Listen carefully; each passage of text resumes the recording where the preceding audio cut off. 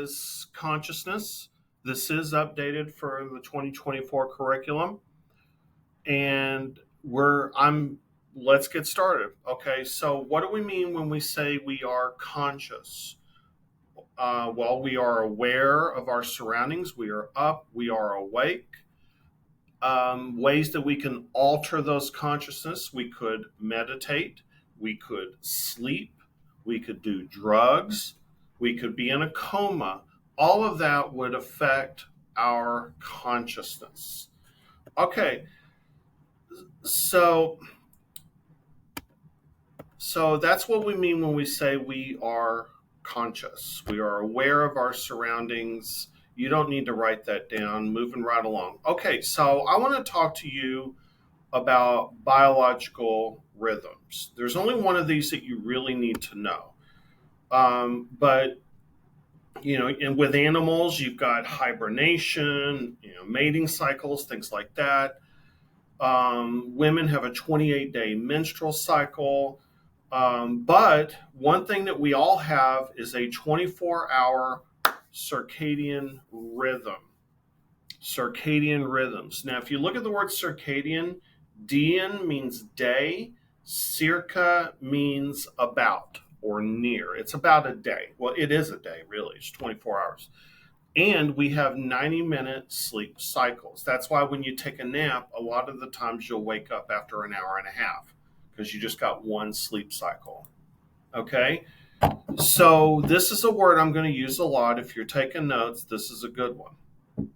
Circadian rhythms, 24 hours sleep and awake cycle. And if you look at the graph, if you really stop and look at it, it's going to sound familiar.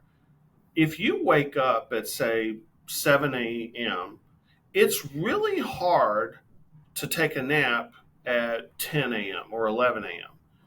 Also, if you tend to go to bed around midnight, like most teenagers do, it's really hard to go to bed around 8 or 9, as some parents say you should do. If you're tired, you should just go to bed at 9. That is hard to do. It goes against your circadian rhythms. We don't know exactly why, but teenagers do have a later circadian rhythm than adults. Most adults don't know this. So when you stay up late and you sleep late, adults have this tendency to judge you for that, and they should not. And when you get to be older, you start waking up at 5 a.m., 6 a.m., and then you think you're better than everybody, and then you go to bed around 10. That's what I've been doing since I turned 50, and I can't help it. I used to stay up all night when I was in my 20s and sleep till 2. I couldn't help it. That's just what I did. But once I hit about 45, boom, I go to bed around 10:30 or 11. I wake up at 6:30. I can't help it. Okay. But anyway, just a little bit of talking point on circadian rhythms. Now, there are ways that you can mess up or adjust your circadian rhythms. You can travel. Jet lag is, you want to be familiar with this. If you get on a plane and fly to France, like think of the Olympics, in France, or a vacation in Hawaii, it's going to mess up your circadian rhythms, and it's going to take days for you to adjust. So if you're going to fly to Europe, you might want to stay there for a week or two, because the first few days are going to be a struggle. Okay, because it's going to be way off. It's just like it'd be the same thing if you had to wake up at 5 a.m. to go and do something like a job or something. It would be really hard for you to do. That would mess up your circadian rhythms. We kind of do this every weekend. We stay up late Friday, we stay up late Saturday, we sleep in Sunday morning, and then it's really hard to go to bed Sunday night because you got to get up Monday morning, and then you come to school feeling like crap on Monday. It's kind of the same thing, really. All right, well, anyway, that's jet lag. How do you treat it? Go outside and get some sunlight. or use a light therapy lamp. I don't know how effective this is, but if you want to go to sleep, take melatonin. It is a hormone that helps you get to sleep. I don't know. I mean, you don't want to take too much, though. If you take too much, then when you wake up, you'll be sleepy.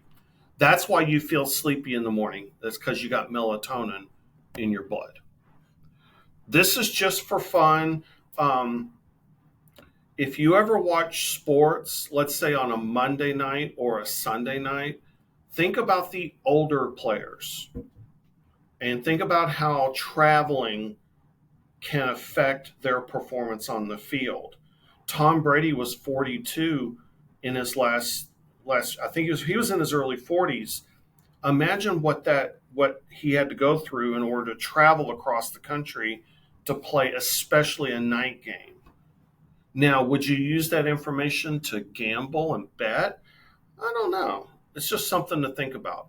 Do West Coast teams have an advantage over East Coast teams, especially in night games? I think they do.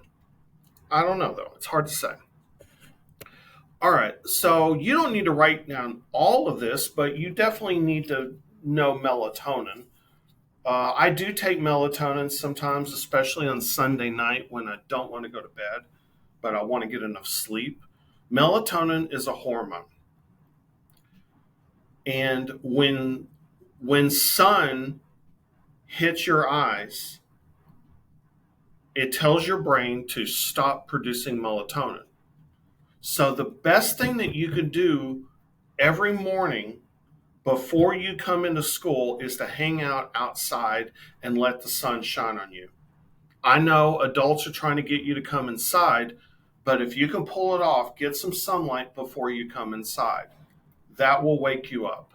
It'll help you to not feel sleepy, and it'll help you to get to bed at a decent hour.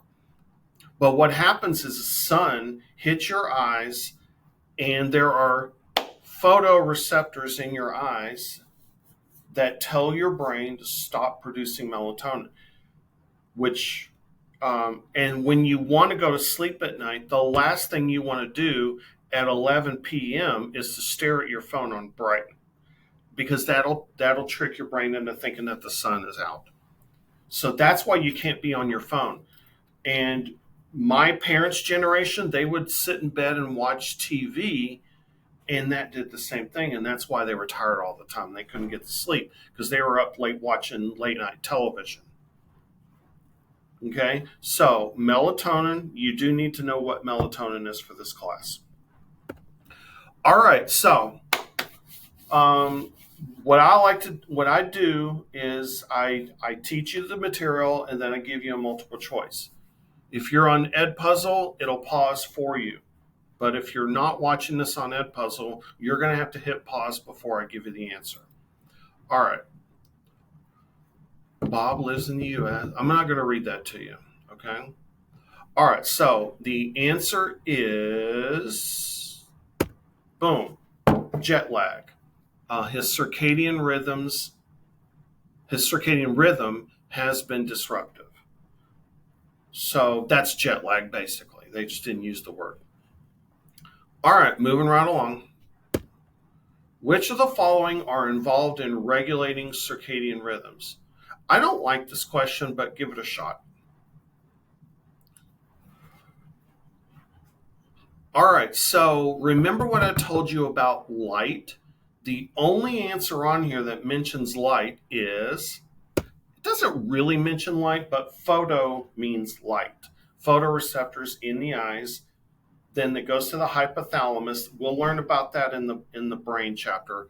The pineal gland is what gives you melatonin. You don't need to have pineal gland memorized.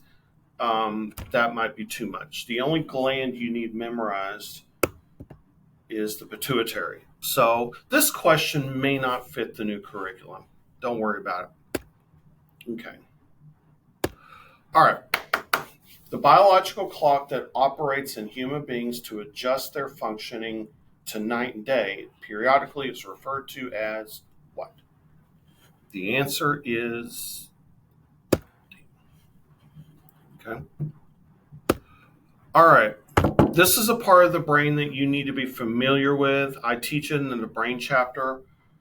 There's a part of the brain called the reticular formation, and then there's a much bigger system called the reticular activating system.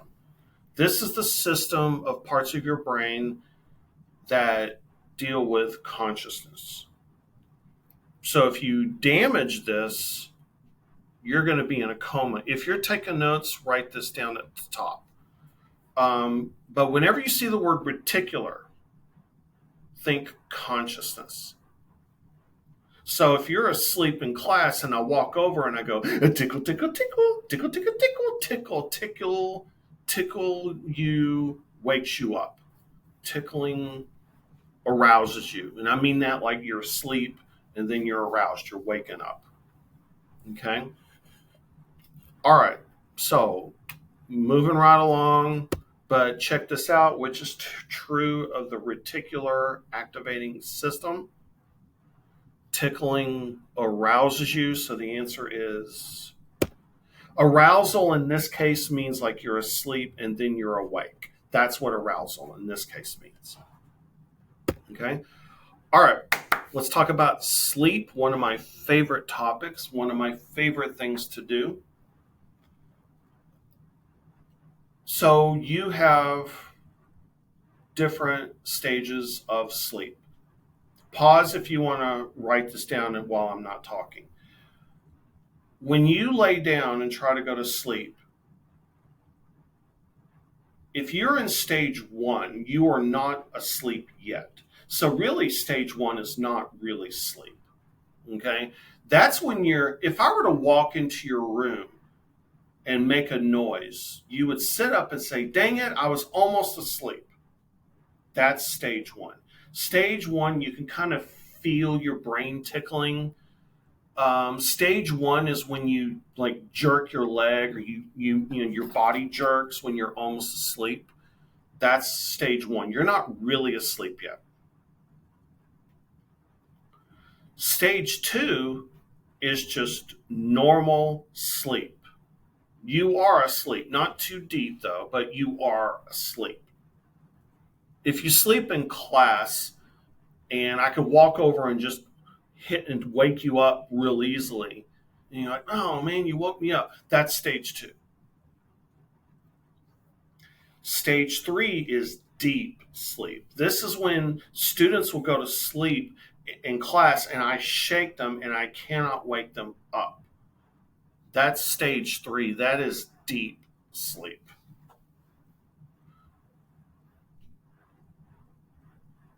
And then REM sleep. REM stands for rapid eye movement. When you are dreaming, and that's what you do in REM sleep, when you are dreaming, you're in REM. You're usually in REM sleep, and you dream a lot. This is called paradoxical sleep. Paradoxical means sort of, but not really. And I'll explain what that means in a second. So I've seen this term before. You got non-REM sleep, that's this. And then you've got REM, which is REM. REM is when you're dreaming. And your muscles are limp because you don't want to act out your dreams, right? So here's a different way of looking at it. By the way, those jerks, those that you do in stage 1, it's called hypnagogic. I believe that's how you say that.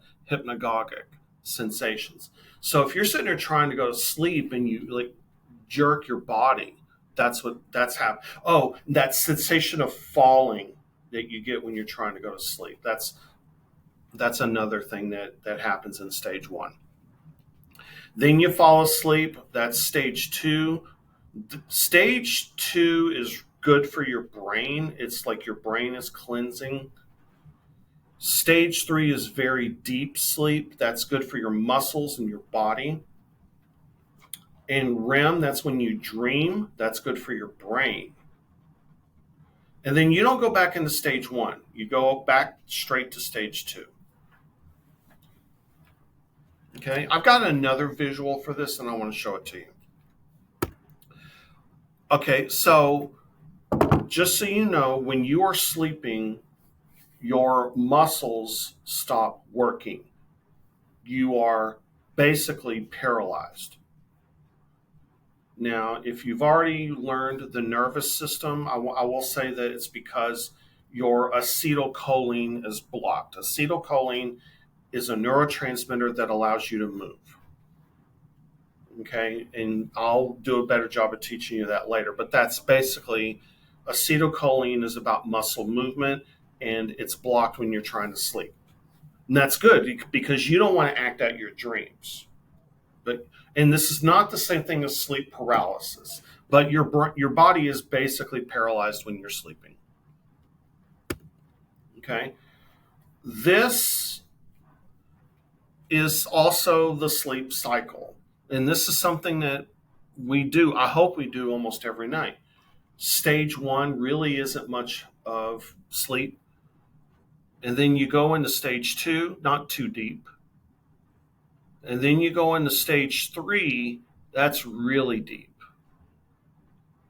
And that's when if I were to walk into your room and you're in stage 4, you wouldn't wake up. You could sleep through a lot in stage 3. Then you come up, again, less deep sleep. And then you have your first dream of the night. Then you go back to sleep again, really deep sleep. Then you come back up and you have your second dream of the night. If you're under a lot of stress or you drank too much coffee, this is where you'll wake up in the middle of the night. After 3 hours of sleep, you'll wake up and you're like, dang it, I want to go back to sleep. And you may stay up for an hour or so and you can't sleep. But if you do go back to sleep, you're going to go back. You're going to go a little deep, not as deep as before, but a little deep. And then you're going to spend most of the morning dreaming. Most of your dreams happen in the morning. Now, listen to me. Dreaming is good for your memory. So if you're only getting 4 or 5 hours of sleep, then you're missing out on all this dreaming. And if you're only getting 4 or 5 hours of sleep, you could probably do physical work. You could probably go paint houses or something on 4 hours of sleep and be okay. But it's hard to be a student on 4 hours of sleep because you're using your brain a lot. You're not as smart when you only have 4 hours of sleep because you missed out on all this dreaming, this REM. Okay?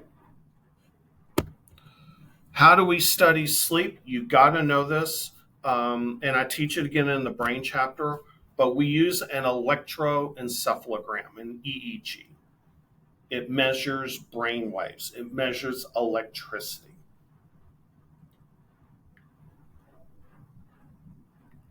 Do you have to memorize the beta waves and the alpha waves? I don't think you do. I really don't think you do. But understand that the EEG measures brain waves. It's good for studying sleep.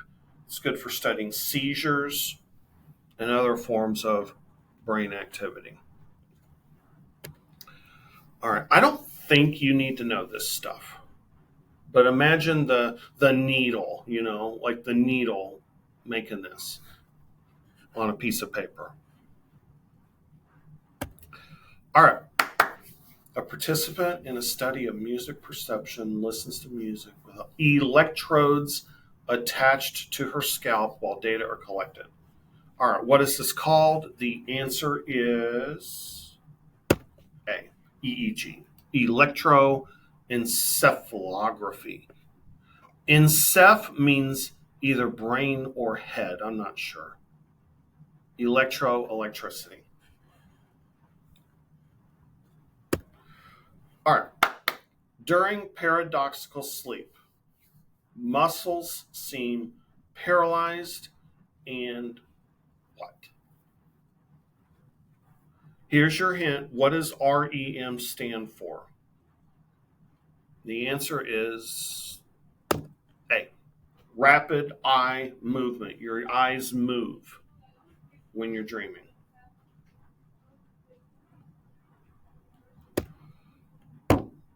REM sleep, generally an active state of sleep, is accompanied by which of the following paradoxical characteristics?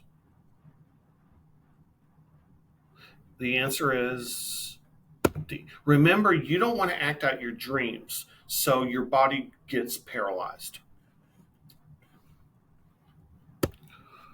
All right, REM rebound. We've all been through this. If you deprive yourself of dreaming, like let's say you only get 5 hours of sleep for 3 nights in a row. When you finally do go back to sleep, or let's say you take a nap at school or something, you will, boom, you'll go right into dreaming. Your brain needs to dream, and if you deprive it, it'll rebound, it'll do it more. Okay? That's what REM rebound is.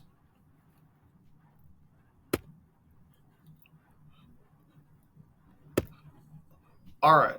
I've never seen this on on the test, but it is interesting, and students always bring it up, and it could be an issue. Sleep paralysis is you wake up, you open your eyes, and you can't move. Your muscles are still paralyzed, but you're very much awake, and it's very scary. I've never experienced this before, but there's usually one student in a class of 30 who has experienced this before, and it's really scary. And then, pretty soon your acetylcholine, that's the neurotransmitter that helps you to move, comes back, and then it's no big deal.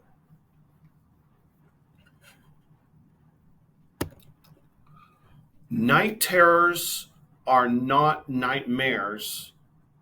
It's little kids.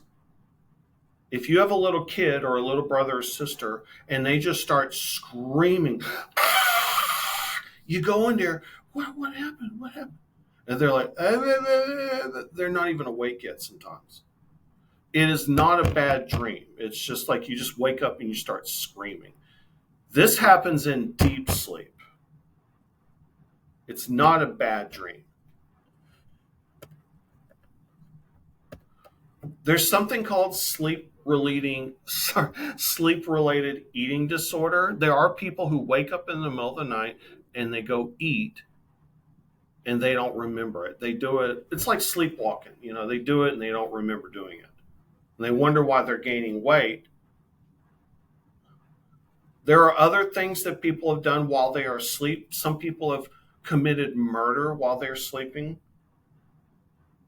and other crimes. Okay. So nightmares are dreams, so they happen during REM sleep. But sleepwalking, somnambulism, sleepwalking happens in deep sleep. Night terrors happen in very deep sleep. So if you put your kid to bed at 10 and they wake up at 1 screaming their head off and mumbling, they just had a night terror.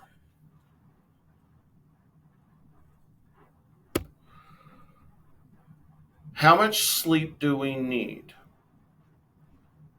Teenagers need about 9 hours of sleep. The older you get, the less sleep you need on average. I heard recently that women need more sleep, adult women need more sleep than adult men. That could be very true. But generally, the elderly need about 5 or 6 hours. But as you get older, you need less sleep. When you're young, you need more. It's about brain development. Sleep helps your brain develop. So when you're an infant, when you're a baby, you sleep 15 hours a day. But as you get older, you sleep less. And old people get on my nerves when they judge you for not for sleeping so much. But as you get older, you don't need as much sleep because your brain is developed, so you don't need as much sleep.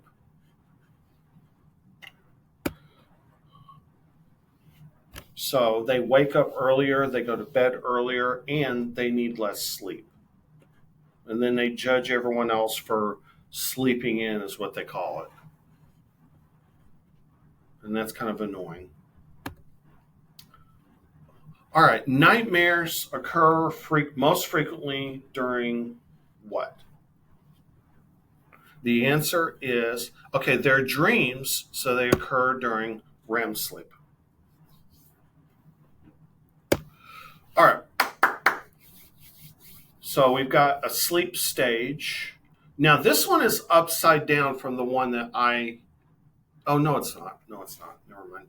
All right, for the person with the results shown in the graph, progressing across the x axis, there is most likely to be an increase in which of the following? Okay, so as you progress along the x axis, you're going to have more RAM. So the answer is dreaming. Okay. All right. The data in the graph would most likely be obtained with which of the following instruments? The answer is C. Electro and EEG. EEG. Mary is 9 and her grandmother is 62. Which statement is true concerning their sleep patterns? The answer is Anna is older. She sleeps fewer hours per day than Mary does. All right. Oh, okay. Sleep paralysis. Sleep paralysis typically occurs in people who are what? All right, so which stage are your muscles paralyzed? The answer is C. Because when you're dreaming, your muscles go limp. You don't want to act out your dreams, do you? Which of the following statements concerning sleep is valid? The answer is C. That is true. Individuals generally don't act out their dreams. That is true. Okay. All right. Sleep disorders. Insomnia is the most common. It's caused by stress or too much coffee or too much caffeine.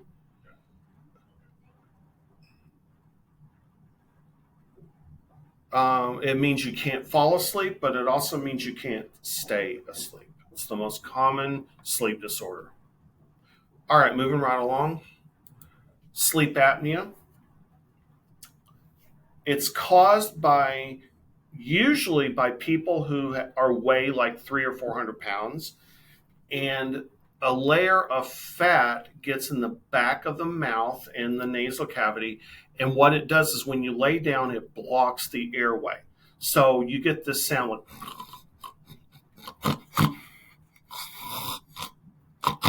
and you wake up. I mean, literally, you keep waking up. Like you never fall asleep because you wake up from gasping for air. And then you, after 12 hours of sleep, you're like, why do I need to sleep 12 hours? And why do I feel like garbage? Why do I have no energy? It's because you're not getting any sleep at all. The cure is get a CPAP machine that forces the airways open, and you lose 100 pounds. That usually will cure sleep apnea. Okay. Sleepwalking, I don't think this is a sleep disorder, but it is called somnambulism, sleepwalking. Generally, it's only little kids that do it,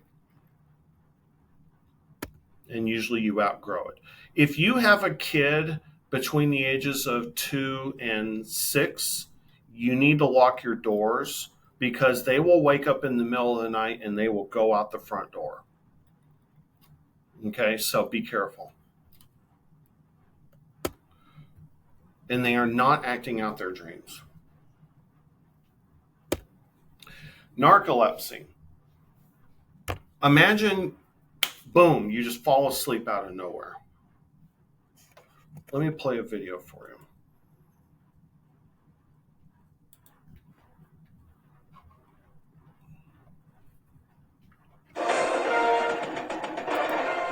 He gives new meaning to the phrase dog tired, the narcoleptic poodle who falls asleep at the drop of a hat. Paul Boyd reports the pass-out pooch is something of a medical mystery. Skeeter is a small dog with a very big problem. No matter how much he struggles to stay awake, he can't. For this 11-pound toy poodle, almost every moment is a disturbing, losing battle with the urge to sleep. There he goes, out cold. Skeeter has narcolepsy, an uncontrollable urge to sleep. Skeeter's struggles to stay awake are heartbreaking for his family, the Hendersons of Chubbuck, Idaho. His narcolepsy is triggered by excitement, so he can be out for an afternoon walk and just fall asleep sitting up. There you go. Come on. You can do it. The tail-wagging prospect of jumping up on Shari Henderson's lap suddenly sets Skeeter snoozing. Come on. Oh. He's miserable. He looked like he was a prisoner in his body. He was like, please help me. You know, I'm trapped in this little furry white shell. When the Hendersons' grandson comes to play, Skeeter plays dead. Strangely, when Skeeter can be kept calm, that's when he seems able to stay alert. But nothing's more exciting for a dog than food. So to keep him awake long enough to eat, he has to be constantly petted and stroked. Otherwise, he's off in mid-bite. I was just stunned that I had a narcoleptic dog in my hospital. Skeeter's condition is so rare and so little is known about doggy narcolepsy that America's top vets are studying this home video of his symptoms. It's not particularly unpleasant for the dog, except that he can't live a normal life. All right, that's good enough. Okay. So narcolepsy, if you have it, they'll take your driver's license away. I mean, that's a good thing. So anyway, not a good thing. We've also got REM, sleep-related behavior disorder. This is when you are acting out your dreams, violently thrashing or screaming. And I don't really know much about it, I'll be honest with you. Okay, but REM is when you do your dreaming, so just remember that. Okay? All right, so which of the following two sleep disorders occur most commonly? The answer is, all right, narcolepsy. I don't even know. Honestly, I don't know how common narcolepsy is, but I do know that insomnia is the most common. And sleep apnea, I mean, a lot of really overweight people have them, but A is the answer. This isn't an AP question, so don't worry about it. All right, go ahead and read that. The answer is sleep apnea.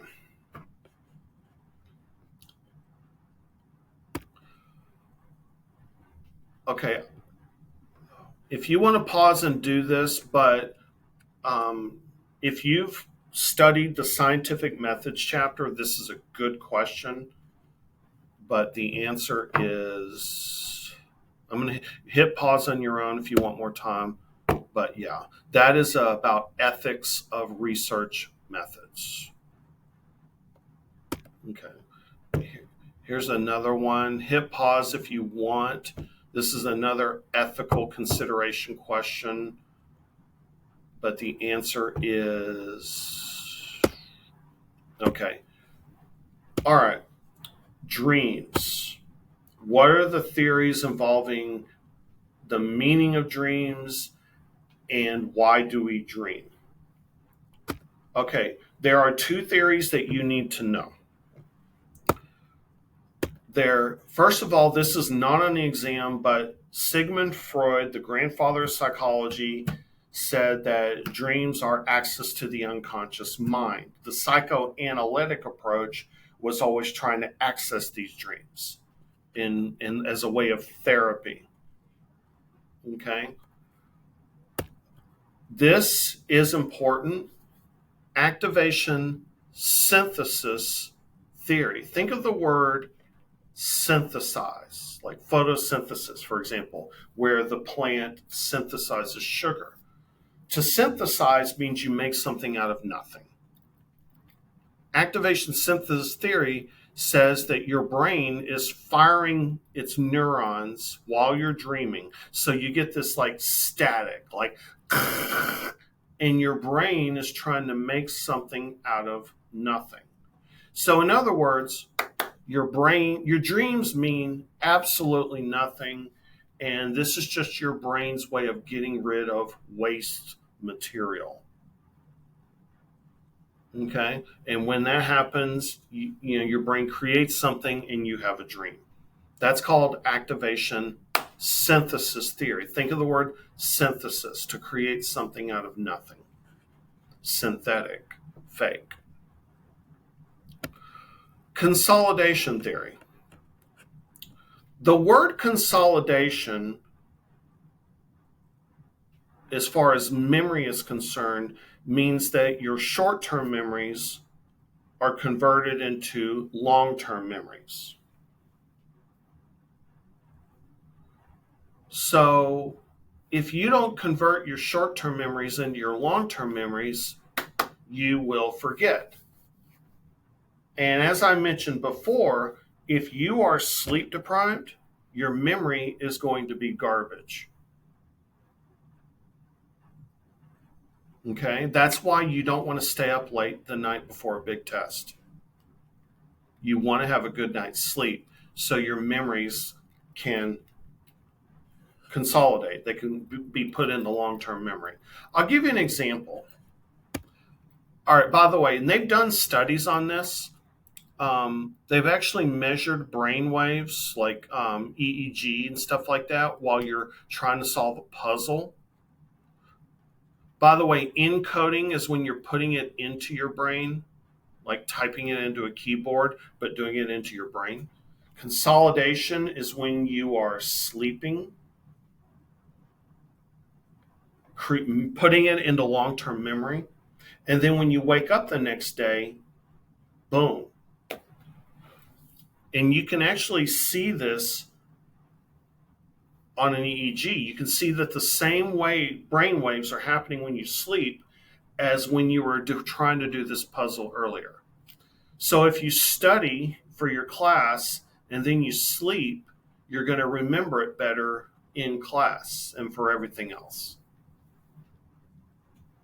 This is what consolidation theory says. It means that sleeping helps you to create long-term memories. Think of a video game. You get to a really hard part. You keep dying and dying and dying. You say, screw this, I'm going to bed. You go to bed, you sleep, you wake up the next day, you pick up the controller, boom. You beat it on the first try. That's because your brain consolidated those memories while you were sleeping.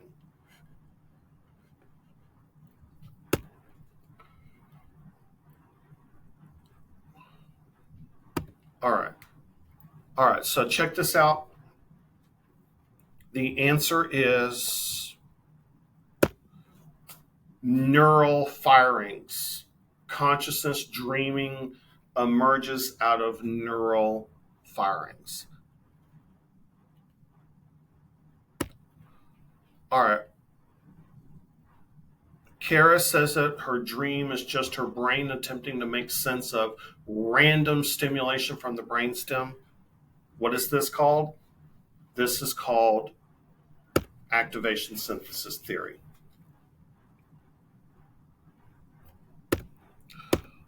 All right. Other forms of consciousness include hypnosis, meditation, psychoactive drug states. All right. I'm going to talk to you a little bit about drugs. Nothing hard about this stuff, and I'm going to go fast. So when we talk about, there are 4 types of psychoactive drugs classifications that you need to be familiar with. Hallucinogens sometimes give you hallucinations and sometimes paranoia. Marijuana, believe it or not, is classified as a hallucinogen alongside LSD, mushrooms. Now, if you're thinking, but wait a minute, I don't get hallucinations from weed. If you ingest it in the stomach, you are more, like with a brownie or an edible, you are more likely to get hallucinations. But if you smoke it and ingest it in the lungs, you are less likely to get hallucinations. But people who eat too many brownies or too many edibles, they get paranoia, they get hallucinations. Okay? So it's different. It depends on where you digest it. Okay? Opiates, painkillers. Okay? Opiates include painkillers, morphine, codeine, heroin, and methadone. Methadone is an opiate that helps you to get off of heroin. Kratom, these are all pain relievers. Okay? I'll explain what endorphin agonist means in my nervous system PowerPoint. Okay. Depressants slow down the nervous system. Depressants include alcohol and any other kind of chill pill, barbiturates, Valium, and Xanax. They slow down the nervous system. They depress the nervous system. Stimulants arouse the nervous system. I'm not saying you need to write all this down, but these are examples of stimulants. They stimulate the nervous system. They speed up the nervous system. Caffeine, cocaine, nicotine, meth, ecstasy are all classified as stimulants. This is pre-workout, and they all have different kinds of stimulants in them. Pre-workout is something that people who go exercise and bodybuild at the gym, they take that to give them a little bit of extra energy. Okay. If you're interested, there is a show on Netflix called Take Your Pills. They have one episode on stimulants, and then they have another episode on Xanax. Very good quality show. All right. Caffeine and nicotine are in the same class as which of the following drugs? Okay, so what classification is caffeine and nicotine? It's a stimulant. So which one of these and the answer is a stimulant? The answer is cocaine. That is a stimulant. Peyote is a cactus, and that would be a hallucinogen. So is marijuana. Valium would be a depressant. All right. I did not like this question. I still don't. Raphael has a sleep disorder for which he takes medically prescribed amphetamines. So that's a stimulant. So why would he be taking a hardcore stimulant? Like I said, I don't love this question, but the answer is B. He's got narcolepsy. All right. In terms of the effect on the central nervous system, alcohol is most accurately classified as what? Alcohol is a depressant. It chills you out. I mean, it does a lot more than that, but still. All right. Opiates, such as morphine and heroin, have the capacity to what? They're painkillers.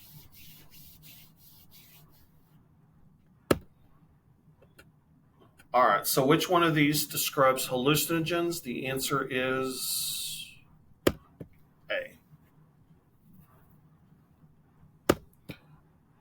Which one of these is the best describes the effect of alcohol? The answer is A. It's a depressant. Which one of these increases nervous system activity? The answer is A.